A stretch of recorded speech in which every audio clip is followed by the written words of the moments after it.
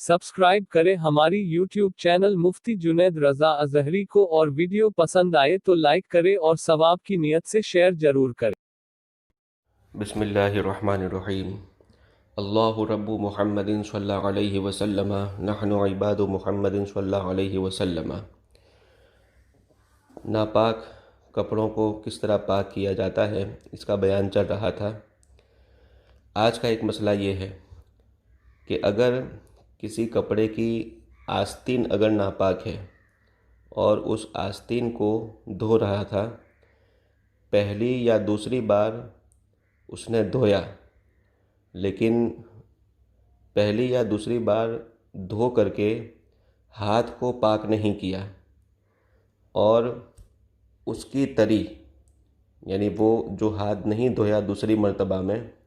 उसकी तरी और उसका गीलापन, उसका पानी ऐसा हुआ कि वो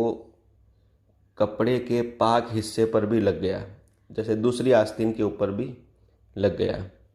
और उसकी तरी से कपड़े का पाक हिस्सा भीग गया, तो अब ये भी नापाक हो गया। यानी पहले तो एक आस्तीन नापाक थी जिसको धो रहा था, अभी उस आस्तीन जो नापाक थी पहले उसको 2 मरतबा धोया था और 2 मरतबा दूसरी बार धोने के बाद उसने अपने हाथ को पाक नहीं किया था कि वही हाथ जो जिससे कपड़ा धो रहा था उसका भीगापन दूसरी आस्तीन में लग गया और वो दूसरी आस्तीन भी भीग गई। तो अब ये दूसरी आस्तीन भी नापाक हो जाएगी। अब ये दूसरी आस्तीन में मसला ऐसा है कि अगर पहली बार के निचोड़ने के बाद भीगा है, यानी जो पहले नापाक थी उस नापाक आस्तीन को पहली मर्तबा धोया था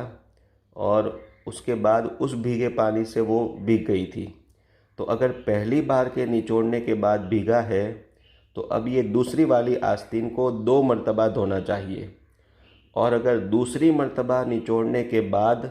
हाथ की तरी से भीगा है तो अब 1 मरतबा धोया जाए। इसी तरीके से दूसरा मसला इसी की तरह है कि अगर कोई नापाक कपड़ा जो